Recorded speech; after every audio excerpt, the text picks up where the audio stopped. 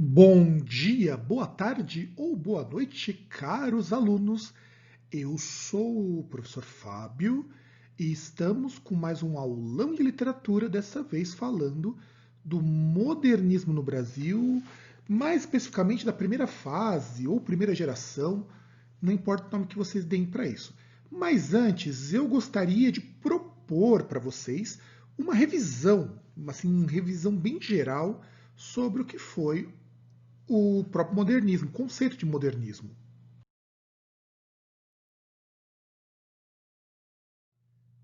Vamos começar pensando que o que é o modernismo, o que é o conceito básico do modernismo. É você juntar um monte de estética que não se parece com nada, não conversam entre si, mas que funcionam porque todo mundo quer bater de frente com o conservadorismo, com o padrão, com aquilo que era imposto. Então, quando a gente fala das vanguardas europeias que aconteceram e pavimentaram o caminho do modernismo, a gente está falando, sobretudo, de uma série de conceitos que fazem muito sentido dentro do contexto político e social e que, quando você junta tudo isso, você forma um senso de estética que tinha como objetivo romper com o que veio antes. Você tem que pensar que é chamado de modernismo justamente porque ele busca uma modernização, olha que nomezinho mais safado, de toda a arte vigente. Então a ideia do modernismo, da estética modernista, é conseguir romper com a tradição. Então isso está claro para todos vocês? Espero que sim.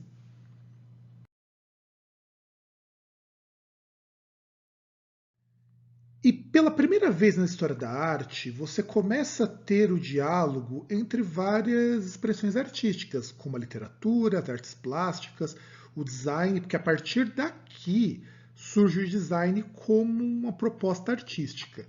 Muita gente hoje pode até pensar: ah, mas o design não é bem arte, não sei o quê. Ele é arte. Sobretudo porque o conceito de design que nós temos hoje, de funcionalidade, de beleza estética, isso tudo é fruto do modernismo. Se vocês quiserem pesquisar, procurem a escola Bauhaus, a escola de design, não a banda de rock gótico, tá? Por favor, procurem direitinho. Embora o símbolo dessa banda de rock gótico também traz lá influências da própria Bauhaus. Então, você tem a arquitetura. A arquitetura sempre fez parte dos movimentos artísticos. Basta você olhar as catedrais góticas, as igrejas renascentistas, com aqueles afrescos, ou as catedrais barrocas, com tudo feito em ouro. Mas a partir daqui, esse design passa a conversar com outras formas de arte também. Design na arquitetura. A escultura, ela ganha uma proporção diferente, o teatro e a música. Inclusive, a música modernista, ela traz uma série de rupturas baseadas em coisas como o dodecafonismo lá do Schoenberg. Você começa a ter o Villa-Lobos aqui no Brasil, também buscando essa ruptura com a música tradicional, mas isso eu vou deixar para comentar num outro momento.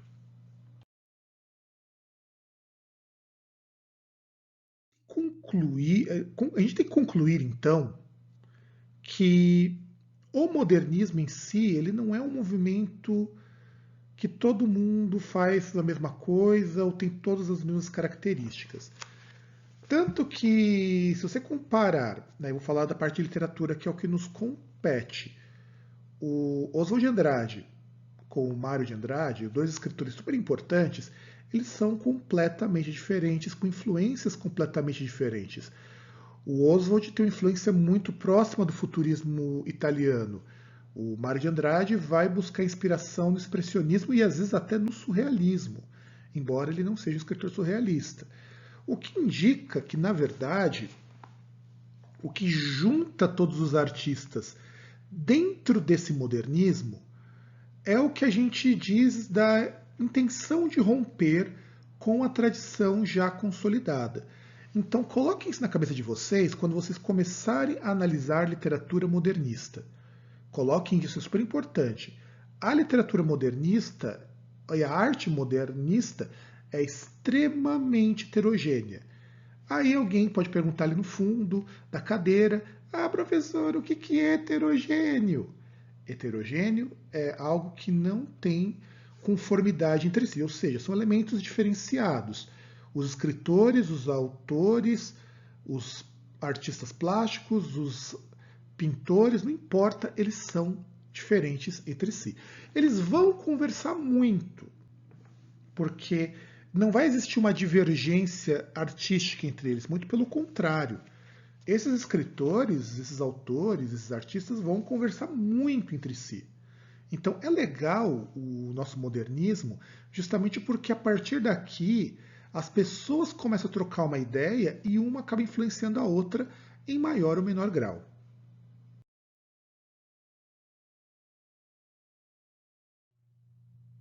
Aí alguém vai me dizer, e no Brasil, professor? E no Brasil, professor? Como que isso aqui aconteceu? Como que chegou aqui? Afinal de contas, o modernismo é uma proposta europeia. Quando a gente vai estudar literatura mais a fundo, a gente descobre que no Brasil o modernismo ele chegou com uma proposta diferente, porque vamos fazer assim, um repeteco bem básico sobre os movimentos de literatura brasileiras. Literatura brasileira, no Brasil, começa no romantismo. Antes disso, nós não éramos Brasil, nós éramos parte de Portugal, ainda que a partir do século XVIII, lá na época do neoclassicismo, o Brasil já podia ser chamado de Brasil em termos de características, porque havia um sentimento em muita gente de não pertencer mais a Portugal, de ser brasileiro de fato. O que acontece nessas estéticas que vão chegando no Brasil a partir do século XIX é sempre um autor, um artista que traz para cá, é absorvido, é espalhado pela elite.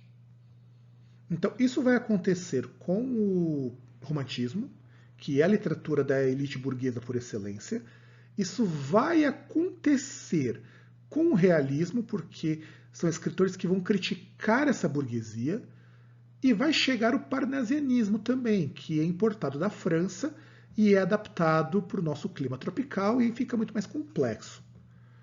O simbolismo, vale a pena a gente citar isso, não pegou nessa época, mas ele vai ser uma influência muito grande para o modernismo brasileiro, porque o simbolismo ele é um movimento estético que antecipa as tendências modernistas.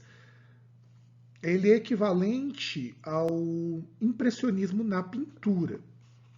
Então, impressionismo e simbolismo são duas correntes artísticas que na Europa pegam bem, nos Estados Unidos funciona porque você tem o Walt Whitman, mas eu não vou comentar sobre ele aqui. Então, esse é o preâmbulo de que estava acontecendo, como que estava acontecendo, não, de como que essas coisas chegaram aqui.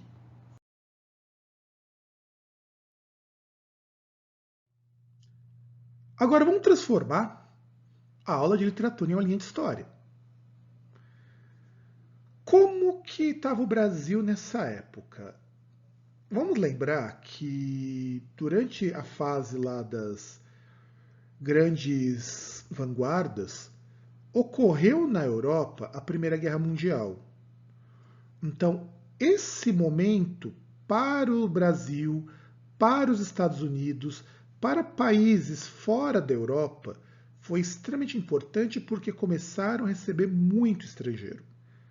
No Brasil, nós tivemos uma leva muito grande de estrangeiros vindo para cá, de imigrantes vindo para cá procurando trabalho, aumentando os nossos índices de criminalidade, porque isso também vai acontecer por falta de estrutura do país para receber adequadamente essas pessoas. E isso acontece na chamada República Velha, que é a República das Oligarquias. Então, a gente até ouve em história aquela coisa da República Café com Leite, uma hora era São Paulo, outra era Minas, porque era bem verdade isso que acontecia.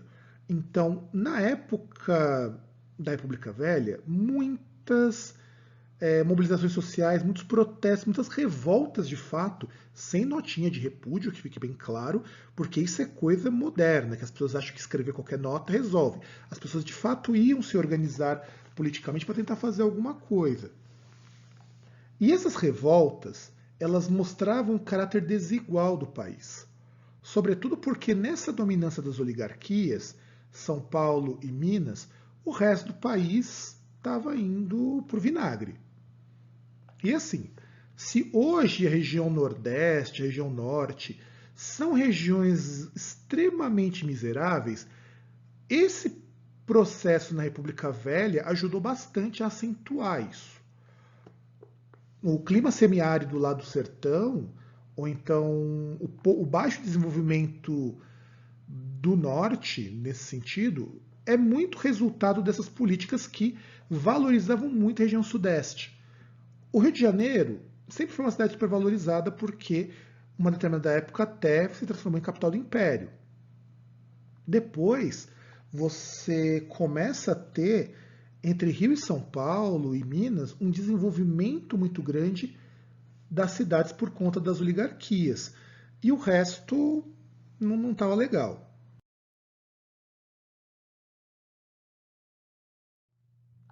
E como se não bastasse, olha que coisa mais feia, as cidades elas progrediam. Só que o campo, onde você produzia os bens de consumo, onde muitas das pessoas que viviam na cidade tiravam o seu dinheiro, afinal de contas, os grandes senhores dessa época são pessoas que vão morar nas cidades muitas vezes. Essas cidades vão progredir, vão evoluir, vão se tornar cosmopolitas, ou seja, vão receber gente do mundo todo, vão se modernizar, inclusive quando começa a segunda fase do nosso modernismo, a gente tem uma industrialização que permite melhorar um pouco o padrão de vida das cidades, só que você tem um campo, uma zona rural extremamente atrasada. O interior é extremamente atrasado. Quando a gente pensa hoje na ideia de que interior dos estados, aqui, sobretudo aqui em São Paulo, onde eu moro, cidade de São Paulo, a gente sempre pensa que o interior é muito atrasado, as pessoas são muito tolas. Esse é um estereótipo que foi criado nessa época. E é claro que esse estereótipo ele não é verdadeiro, mas a desigualdade social, ainda nessas regiões interioranas, continua muito forte, porque você passa a ter uma questão social muito mais aprofundada do que você tem visualmente nas cidades. Não que nas cidades a desigualdade social também não seja muito presente. Se vocês pensarem que a gente tem uma população de rua muito grande, que a gente tem dificuldade para se manter porque o nosso custo de vida é muito alto, nessa época também existia isso. Então, cidade era muito o local que a burguesada ficava. Mais para frente, com as outras ondas de imigração, muita gente começa a vir do campo e do Nordeste para cá. Isso vai acontecer dentro do movimento modernista, mas ele só vai ser apresentado lá para o final do modernismo, lá próximo da década de 1950. Então, nesse período aqui, começa em 1910, mais ou menos, as cidades começam a crescer e ficar cada vez maiores e a acentuar as desigualdades entre cidade e campo.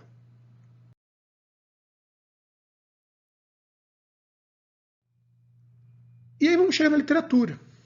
Afinal de contas, literatura brasileira é o que nos interessa aqui na aula de hoje. Vocês estão aqui há mais de 10 minutos me ouvindo falar um monte de coisa e a gente ainda nem falou de literatura. Então, literatura brasileira, nessa época, o que prevalecia? A poesia parnasiana, aquela poesia chata, empolada, cheia de detalhes e que era mais preocupada com a gramática do que com qualquer outra coisa. E essa literatura de caráter parnasiano, ela servia principalmente para ressaltar muito o valor burguês. Porque como o simbolismo no Brasil não pegou, e o simbolismo devia ter pego, porque ele é muito importante do ponto de vista artístico para poder ajudar a renovar algumas coisas na arte, mas não rolou. Então, o parnasianismo ele dominava a poesia. Além disso, nós temos uma literatura realista que ainda faz muito sucesso. Sobretudo o realismo e também o parnasianismo. Quando eu falo realismo, eu incluo aqui prosa realista e prosa naturalista, porque são duas ramificações do próprio realismo. E o neorromantismo começava, na verdade, quase isso, porque o neorromântico ele é uma tendência do final do modernismo. Mas já havia autores da prosa que queriam resgatar a prosa romântica de amor, de aventura, de casalzinho, aquela coisa, tal e tal. Só que não está funcionando isso. A literatura do romantismo e do realismo criaram um padrão que ninguém queria romper, porque o pessoal se acomodou.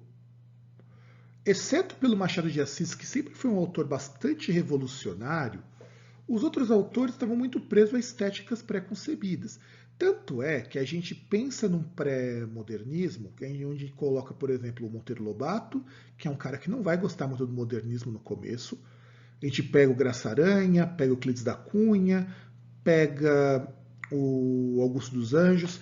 São todos autores que acrescentam pequenas mudanças, mas elas não atingem o todo, como vai acontecer com as vanguardas. Ela não tem o impacto que a vanguarda tem, porque os escritores eles estão mais preocupados com a produção literária, o que para mim faz muito sentido. Então, pense que você tem em 1910, aproximadamente, prosa romântica, prosa realista e poesia parnasiana, mantendo sempre o mesmo padrão.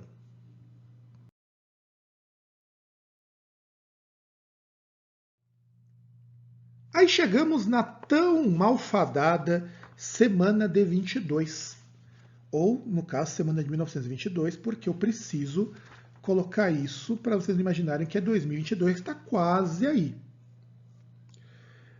E aí, quando começa a Semana de 22, vocês podem imaginar que foi um evento, foi uma mostra que foi organizada pelo Oswald de Andrade, mais os amigos dele, e ele buscava apresentar para o público toda uma série de estéticas europeias que já tinham chegado no Brasil. Sobretudo expressionismo, futurismo e surrealismo. E a ideia era, vamos mostrar isso aqui para as pessoas, para elas conhecerem essas novidades, porque é legal. É tipo você quando vê um filme novo e você fica enchendo o saco do teu amiguinho, querendo que ele veja e goste. Só que o filme desses cidadãos e cidadãs era vanguarda europeia. Enquanto você vai lá chamar para assistir um filme do Vingadores, eles chamavam para assistir uma peça de teatro que ninguém entendia nada. Ou para ouvir uma poesia xingando parnasiano. Só que olha só.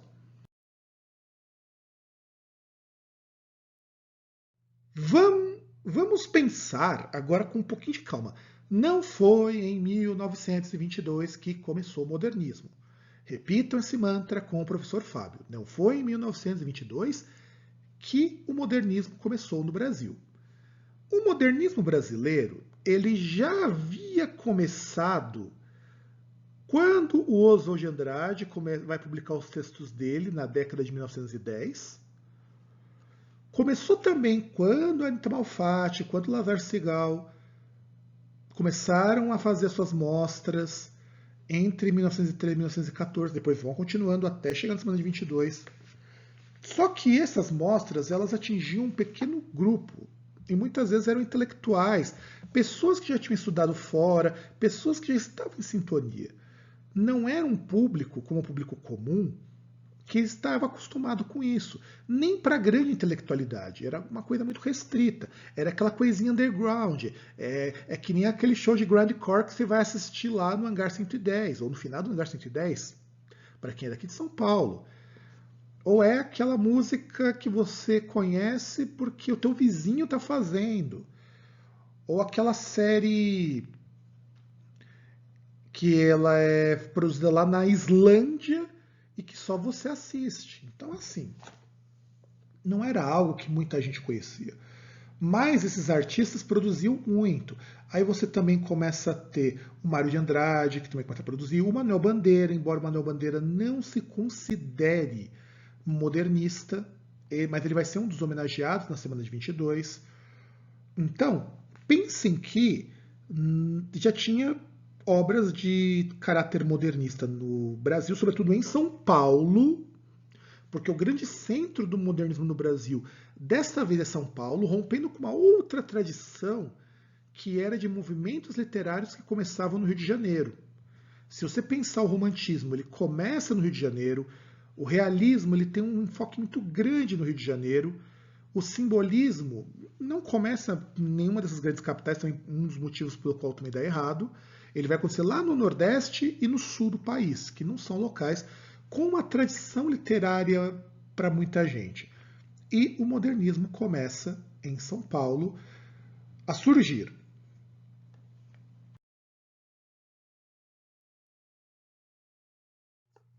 Agora, vamos saber quem foram esses sujeitos, essas três pessoas super importantes no começo do modernismo. Porque aqui no Brasil, a gente tem um monte de gente que vai aparecer no modernismo. Então, primeiro nós falamos do Oswaldão. Oswaldão de Andrade, ele foi a pessoa que promoveu a Semana de Arte Moderna e ele era um escritor fortemente influenciado pelo futurismo. Tanto que o Mário de Andrade, um grande amigo dele, vai falar que ele é o meu escritor futurista. E ele não curtia muito essa ideia de ser chamado de futurista, porque o futurismo flertava com umas ideias erradas, coisa que ele não curtia muito. O Lazar Segal, ele nasceu lá no Império Russo, porque isso aconteceu antes lá da Revolução Russa e do fim lá do Império dos Romanov. Então, ele veio para cá, quer dizer, primeiro ele foi estudar fora do país, no caso fora da Rússia, estudou na Alemanha. Lá na Alemanha ele conheceu o expressionismo, sobretudo o expressionismo, e depois ele vai vir para o Brasil de vez se fixar perto da semana de 22. A Anita Malfatti, ela também vai estudar fora, vai trazer as influências do expressionismo alemão para as artes do Brasil. Então, nós temos esses três que são meio que os iniciadores, mas você vai ter muita gente nisso. Vai ter o Mário de Andrade, vai ter a Tarsila do Amaral, que é super conhecida, até mais do que todos eles. Você vai ter o Menotti Del Picchia, você vai ter o Plínio Salgado, que a gente vai falar um pouco sobre ele mais para frente. Então, essas pessoas, essas três, são meio que as que vão agitar alguma coisa. Mas já tinha muita gente fazendo os corre para chegar na semana de 1922.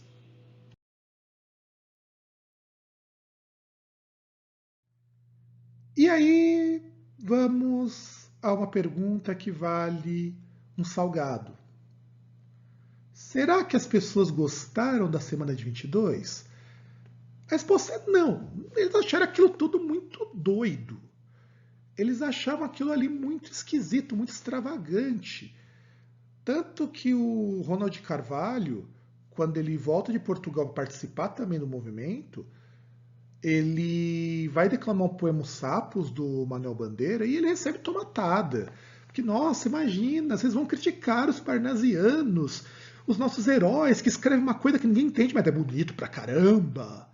Vocês vão criticar os nossos pintores com influência neorromântica, que falam, que mostram uma coisa mais amorosa, vai mostrar esse quadro feio, todo torto, com a pessoa toda deformada, credo. Então não rola. Tanto não rola que eu até separei aqui para vocês um trecho lá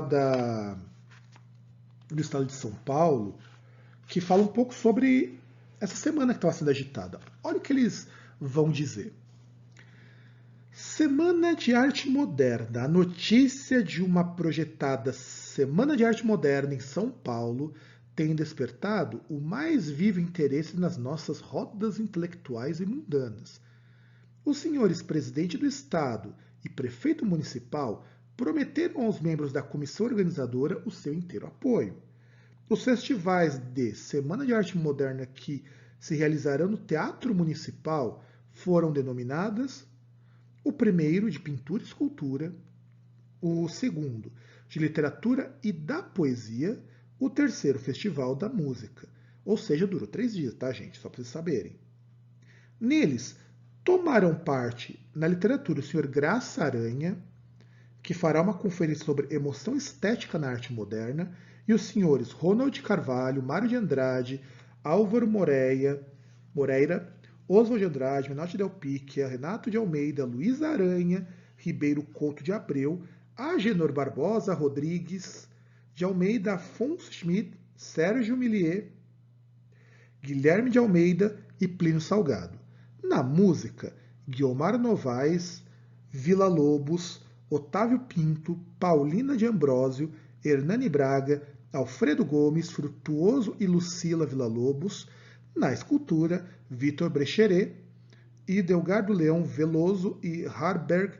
Na pintura, Rita Malfatti, Di Cavalcanti, Ferinac, Zina Aita, Martins Ribeiro, Oswald Geld, Sic por Gueldi, porque puseram o nome dele errado, porque o nome dele é um nome estrangeiro, Regina, Graz, John Graz e Castelo. A procura por bilhetes para esses festivais tem sido grande.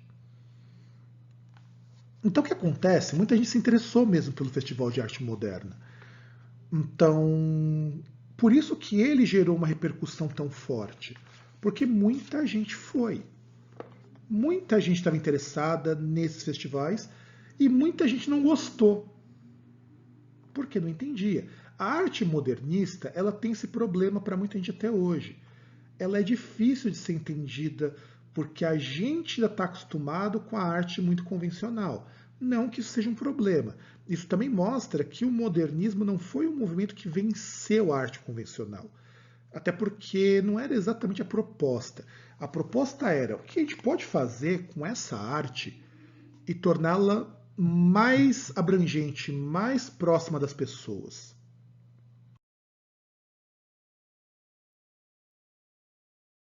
Vamos lá, turma. Prestem atenção que vocês vão ouvir um poema do Manuel Bandeira, Os Sapos. Não vai ter legenda, não vai ter textinho. Então prestem atenção que eu vou falar num tom bem devagar que vocês consigam perceber. E depois eu vou comentar um pouco sobre ele. Enfunando os papos saem da penumbra, aos pulos os sapos, a luz os deslumbra. Em ronco que a terra berra o sapo-boi. Meu pai foi à guerra, não foi, não foi. O sapo tanoeiro, parnasianaguado, diz: Meu cancioneiro é bem martelado. Vede como primem comer os hiatos. Que arte! E nunca rimo os termos cognatos. O meu verso é bom, frumento sem joio. Faço rimas com consoantes de apoio. Vai por 50 anos que lhes dei a norma, reduzir sem danos a formas a forma. Clama saparia em críticas céticas. Não há mais poesia, mas há artes poéticas. Urra, o sapo-boi. Meu pai foi rei. Foi, não foi. Foi, não foi. Brada em um assomo o sapo tanoeiro. A grande arte é como lavor de joalheiro, ou bem de estatutário. Tudo quanto é belo, tudo quanto é vário, canta no martelo. Outros sapos pipa, um mal em si cabe. Falam pelas tripas, sei, não sabe, sabe. Longe dessa gritaria, lá onde mais densa a noite infinita, verte a sombra imensa.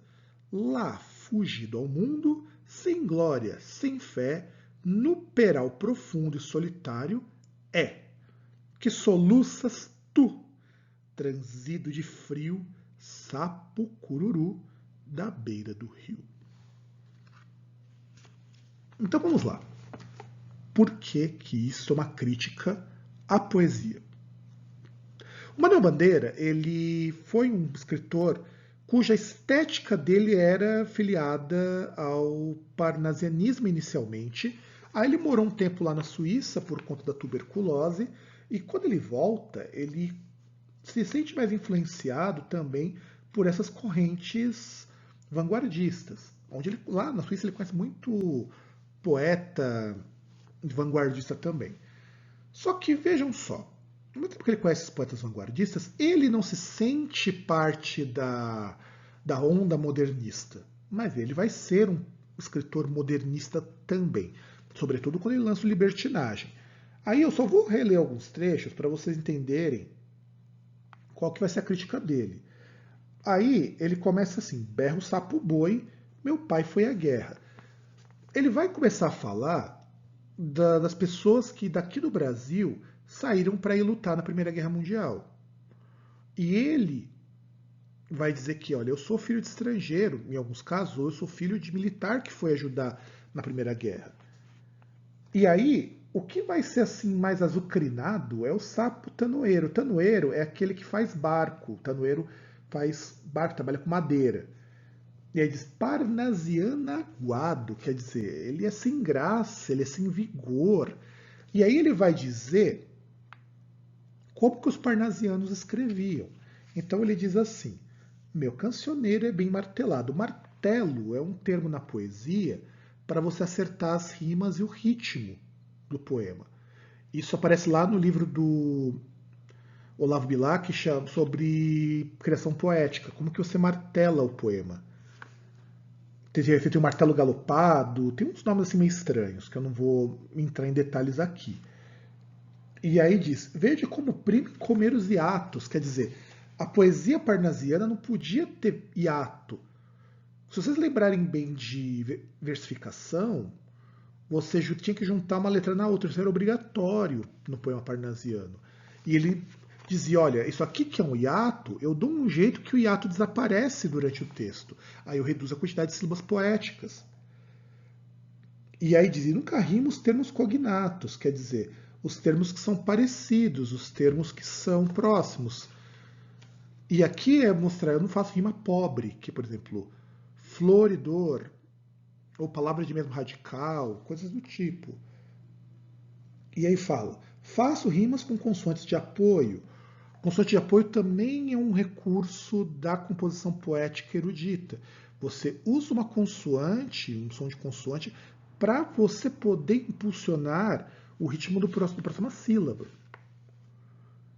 E aí ele vai dizer que durante esse tempo todo em que o parnasianismo está no Brasil, ele reduz todos os poemas a uma única forma, que é escrever usando essas regras, e que também o que o parnasiano fazia com muita frequência era soneto.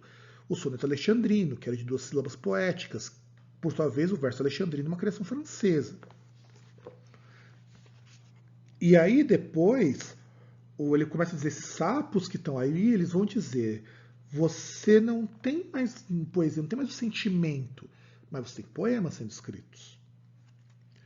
E aí, conforme vai avançando, vai aparecendo essas críticas a esse escritor. Depois é o escritor romântico, depois é o escritor que transforma a literatura em uma coisa burocrática, quando ele vai dizer: a grande arte é como lavor de joalheiro, ou bem de estatutário. Então, toda a literatura, para o parnasiano, era muito mais um objeto a ser cultivado, a ser lapidado, do que a expressão do que ele sentia. Então, isso vai muito contra o que o próprio modernismo vai ter como característica.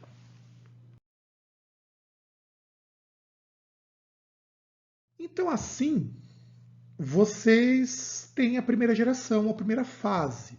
Você pode chamar de geração também.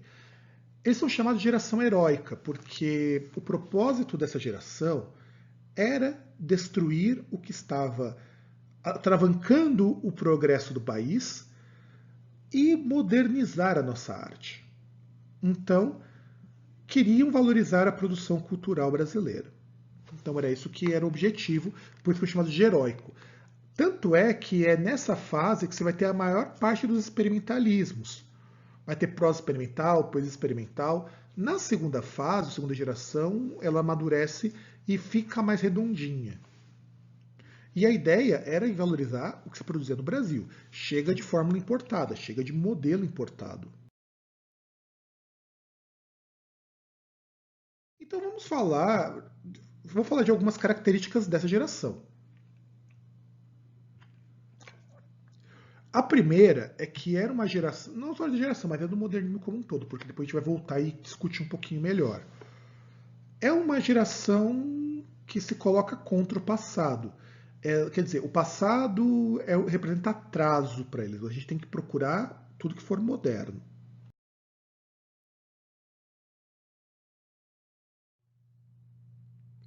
Também se bate contra a poesia complexa e perfeita dos parnasianos. Quer dizer, chega de todas aquelas regras, chega de tudo aquilo que está cansando.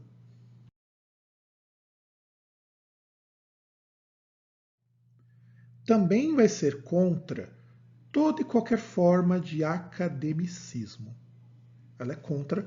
E eu acho legal vocês pensarem nisso, de como que isso consegue se colocar contra esse academicismo. Vai tirar a literatura daquele excesso, daquelas palavras bonitas que ninguém entendia, e trazer para uma verve mais popularesca. E aí vamos ver como que isso funciona, esse academicismo, e ser contra isso, com mais um poema, dessa vez Ode a um Burguês, do Mário de Andrade, no mesmo esquema. Escutem e depois eu vou comentar algumas coisas com vocês. Então, estão preparados? Ode a um burguês, ou ao burguês, algumas versões têm variação de título. Eu insulto o burguês burguês, o burguês níquel, o burguês burguês. A digestão bem feita de São Paulo. O homem curva, o homem nádegas, o homem que, sendo francês, brasileiro, italiano, é sempre um cauteloso pouco a pouco. Eu insulto as aristocracias cautelosas, os barões lampiões, os condes joões, os duques urros, que vivem dentro de muros sem pulos e gemem sangues de alguns mil-réis francos, para dizerem que as filhas da senhora falam francês e tocam o printemps com as unhas. Eu insulto o burguês funesto, o indigesto feijão com toucinho, dono das tradições. Fora os que algarismam os amanhãs. Olha a vida dos nossos setembros. Fará sol? Choverá? Arlequinal. Mas a chuva dos rosais, o êxtase fará sempre sol, morte à gordura, morte às adiposidades cerebrais, morte ao burguês mensal, ao burguês cinema, ao burguês tilbury. Padaria suíça, morte viva ao Adriano. Ai, filha, que te darei pelos teus anos um colar. Conte 500, mas nós morreremos de fome. Come, come-te a ti mesmo, ó gelatina pasma, ó purri de batatas morais, ó cabelos nas ventas, ó carecas, ódio aos temperamentos regulares, ódio aos relógios musculares, morte infâmia, ódio à soma, ódio aos secos e molhados, ódio aos sem desfalecimentos nem arrependimentos, semiternamente às mesmices convencionais. De mãos nas costas, marco eu o compasso, eia! 2 a 2, primeira posição, marcha! Todos para o central do meu rancor inebriante. Ódio e insulto, ódio e raiva, ódio mais ódio, morte ao burguês de olhos, cheirando religião e que não crê em Deus. Ódio vermelho, ódio fecundo, ódio cíclico, ódio fundamento sem perdão. Fora, fora o bom burguês. Então, nesse poema, o Mário de Andrade ele começa a dizer tudo que ele vê de errado na burguesia das cidades. Porque é uma burguesia que precisa ostentar títulos, é uma burguesia que ela é extremamente abarrotada, extremamente hipócrita. Então é uma burguesia que vê dinheiro em tudo, é uma revolta contra os próprios liberais. Principalmente no termo, quando ele vai dizer assim, os condes joões, os duques urros, os barões lampiões. Quer dizer, existia nas cidades ainda um resquício desta aristocracia que ainda existia na República Velha. Considerando que a transição da monarquia para a república, para a maioria das pessoas não houve muito efeito, você só mudou a relação de poder, mas para a pessoa do dia a dia, você não via nenhuma mudança factível. Então, ainda existiam essas pessoas, esses burgueses que se comportavam como membros de uma aristocracia. Então, o Mário de Andrade, quando ele vai colocar ódio ao burguês, é justamente o quanto ele odeia. Inclusive, olhem bem a sonoridade. Ódio ao burguês. Ode faz cacófato e parece com ódio. Ódio ao burguês. Então, esse trocadilho é parte também das características da poesia. Então, quando a gente fala desse burguês, é um burguês que, por exemplo, trabalha, não é uma pessoa que é dona de propriedades. Quando ele coloca assim, padaria suíça, morte viva ao Adriano, ai filha que te darei pelos teus anos. Quer dizer, que presente que eu vou te dar por você ter crescido. No caso, devia ser 15 anos, acredito eu. Um colar conta 500, é muito dinheiro. Um conto de réis 500.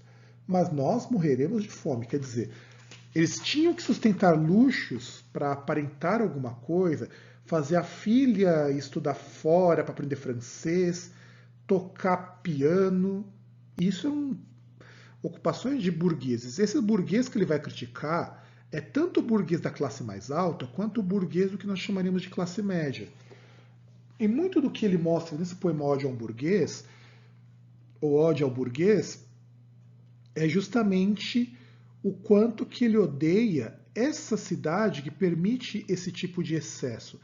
E se vocês pararem para pensar, não é muito diferente do que acontece hoje. Mesmo com todos os problemas sociais, a nossa classe média é uma classe média que vê no consumo, nas viagens para a Disney, na compra de celulares muito caros, uma forma de você se mostrar superior. E ele está mostrando aqui que isso é o que ele mais odeia, porque a pessoa não tem dinheiro para manter isso, mas ela quer aparentar fazer isso.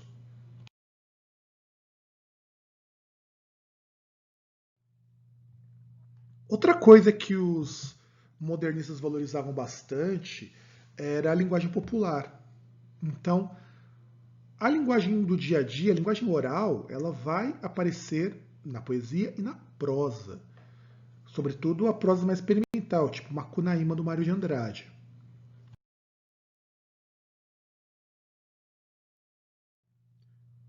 E aí, beleza.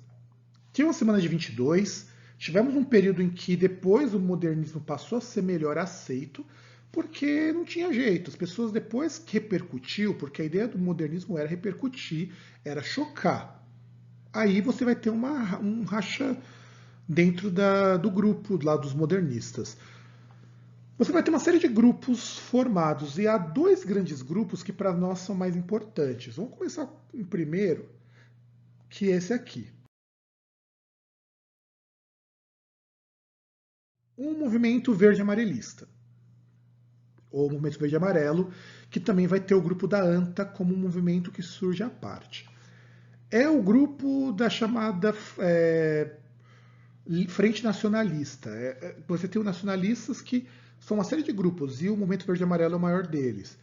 Eles pregam que o nacionalismo tinha que ser uma coisa pura. Então, a arte brasileira tem que ser brasileira e eu tenho que rejeitar o que vem de fora. Então, é um movimento bastante nacionalista, bastante xenófobo, que despreza o que vem de fora.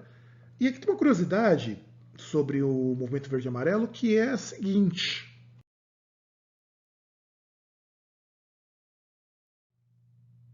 Ele foi fundado por Plínio Salgado, um dos fundadores, aliás, fundador e líder.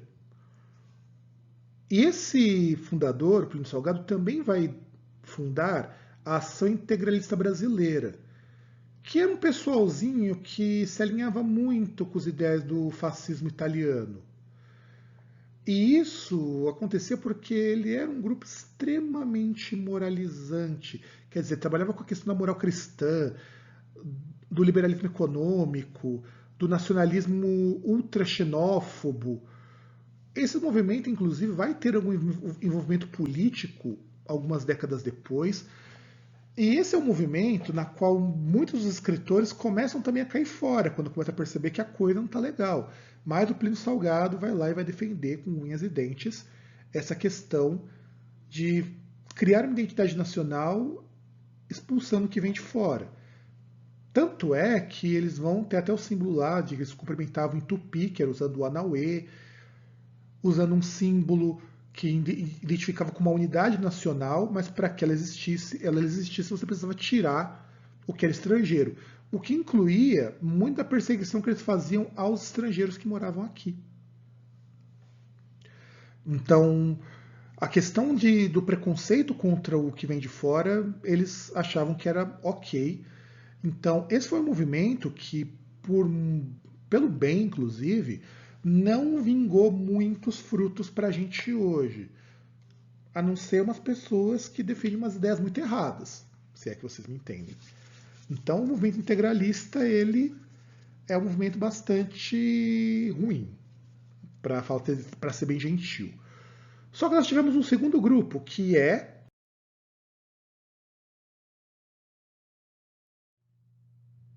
os meus queridos e amados grupos da antropofagia. Inclusive, com o grupo da antropofagia, com o outro grupo lá do verde e amarelo, a gente passa a ter, eu acabei nem colocando aqui, a fundação das revistas, que vão servir para divulgar as correntes literárias. Aí você vai ter o Manifesto Antropofágico, você vai ter a Revista da Antropofagia, onde vai aparecer isso, vai ter a Claxon, que são revistas que vão servir para divulgar a arte moderna. Moderna não, arte modernista. A arte moderna é bem anterior a isso, por incrível que pareça. Então, quando a gente fala de arte do modernismo, assim como em Portugal, as revistas tiveram um papel muito forte aqui. Então, você vai ter a revista Antropofagia, a Claxon, entre outras revistas também, que vão ajudar a chegar na intelectualidade e essas ideias serem melhor absorvidas. E aí chegamos no grupo da Antropofagia. Esse era um grupo que dizia o seguinte: a gente tem que engolir tudo que vem de fora, pegar todas as influências. Eles usavam até como metáfora quando o bispo Sardinha foi devorado pelos índios, por isso que a antropofagia é o mesmo que canibalismo. Então você canibalizava a arte nacional, a arte estrangeira, por exemplo, futurismo, dadaísmo, que seja, e depois ficava só com o que interessava.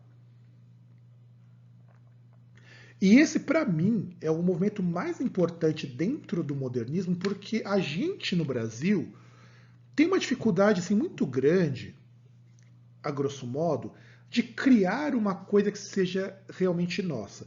Exceto quando você vai para a música tradicional, quando você vai para a arte dos povos indígenas, a gente tem uma dificuldade muito grande de fazer algo que seja 100% brasileiro. Mas nós temos uma capacidade que é muito única, que é pegar o que vem de fora, transformar, trabalhar, dar uma identidade e aquilo passa a ser nosso. A gente se apropria dessas coisas e transforma em algo nosso. Vou dar alguns exemplos para situar vocês. Pensa na novela televisiva. A novela da Globo, ela é um formato que parece que não tem nada igual, mas ela originalmente é baseada nas soap operas americanas. E por sua vez, a própria soap opera americana é um gênero que lá não está muito bem visto, o pessoal está preferindo série.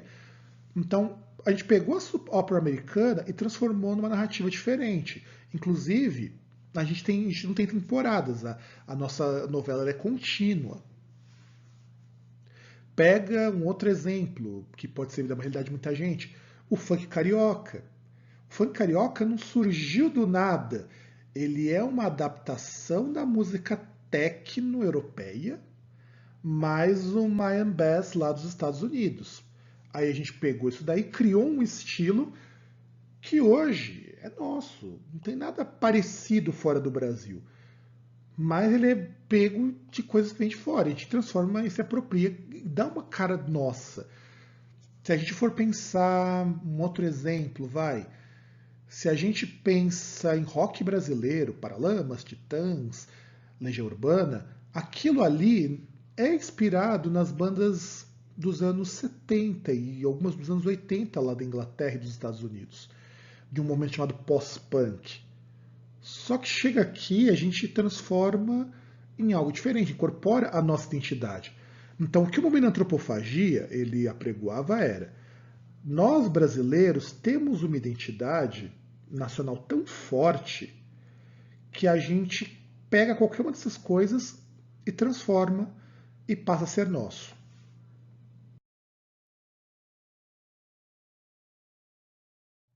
E aí já estamos chegando no finalzinho dessa aula, que essa aula está bem longa, para fazer um resuminho das características então que essa primeira fase vai ter.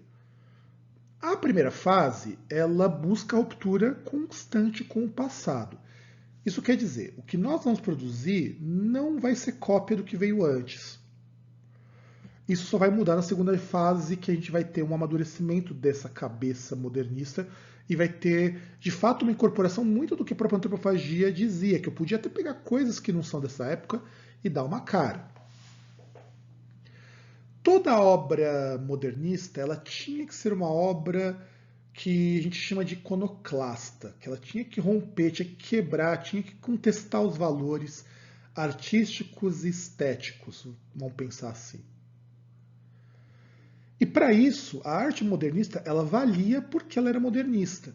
Então todo moderno, tudo que era produzido ali, já valia mais do que veio antes porque era produzido naquela época. Isso é um resquício do futurismo. O futurismo, quando ele vai colocar lá no Manifesto do Marinetti que a estátua da Vênus e um automóvel são a mesma coisa, inclusive o automóvel até vale mais, é a mesma coisa que é a questão do valor em si mesmo. Então, o moderno vale por ser moderno, independente do que está junto dele. Todo autor, todo artista modernista queria ser original. Então, uma coisa que vai acontecer muito nessa primeira fase é justamente em busca dessa originalidade você ter experimentalismos. Você vai ter poesia mais experimental, você vai ter uma prosa mais experimental, você vai ter pintura extremamente experimental. Então tudo vai ser tentado para ser original, ser único. Você vai ter histórias como, por exemplo, a do Macunaíma, que você não tem pontuação para marcar as frases. E você que se vire, você que lute para encontrar isso. Isso era uma forma de lutar contra o tradicionalismo. Veja essa coisa legal. Todos os escritores eles buscavam uma ruptura com a tradição. Além disso, existia uma visão crítica da realidade. Isso vai aparecer muito mais na prosa, mas a poesia também tem seu charme nisso daí. E junto disso, dessa crítica ao tradicionalismo, à realidade, você tem a valorização, sobretudo na poesia, das cenas do cotidiano. É como acontecia em Portugal, por exemplo, lá com o Fernando Pessoa, quando ele a partir de uma cena do dia a dia, ele começa a fazer uma reflexão mais profunda. A gente não tem tanto esse caráter universalizante da poesia modernista portuguesa, embora o Manuel Bandeira vai ir para esse lado em determinado momento da vida dele. A ideia era mais partir do cotidiano e o cotidiano ser algo artístico, coisa que para o parnasiano não era. Isso é uma afronta ao valor do parnasianismo, que tinha que ser temas de alta intelectualidade e tudo mais. E os modernistas eles rompem com o passado, mas eles resgatam o passado histórico. Só que esse resgate que os modernistas fazem é um resgate crítico. Que nem um poema do Meninas da Gari, que vai falar sobre a questão da prostituição a partir de uma paródia da carta do Pero Vaz de Caminha. Então ele vai pegar isso daí, vai transformar e vai criticar o que é essa invasão, para falar sobre o problema das meninas da Gari, que eram as meninas que se prostituíam. E por último, mas não menos importante, a liberdade de criação. O que o modernista vai valorizar acima de tudo é a liberdade para ele falar sobre o que ele quiser, do jeito que ele quiser, como ele quiser. Certo? Então, Essa daqui é a nossa aula, nosso aulão mesmo, sobre a primeira geração modernista. Eu não entrei aqui nos escritores, a gente vai trabalhar escritores em outros momentos, mas é interessante para vocês terem um panorama, saberem, alguns nomes de escritores apareceram aí, Oswald de Andrade, Mário de Andrade, Minotti Del Picchia, vai ter o Murilo Mendes também, vocês vão ter o Manuel Bandeira, embora ele mesmo não se considere como modernista, para a gente poder situar algumas coisas aqui. Então, gente, é isso. Espero que vocês tenham gostado, espero que vocês aproveitem este aulão e digam o que vocês esperam do modernismo, o que vocês tiveram de dúvidas, o que o modernismo ainda precisa ser claro para vocês. E eu vou me despedindo, eu sou o professor Fábio e nos vemos na nossa próxima aula.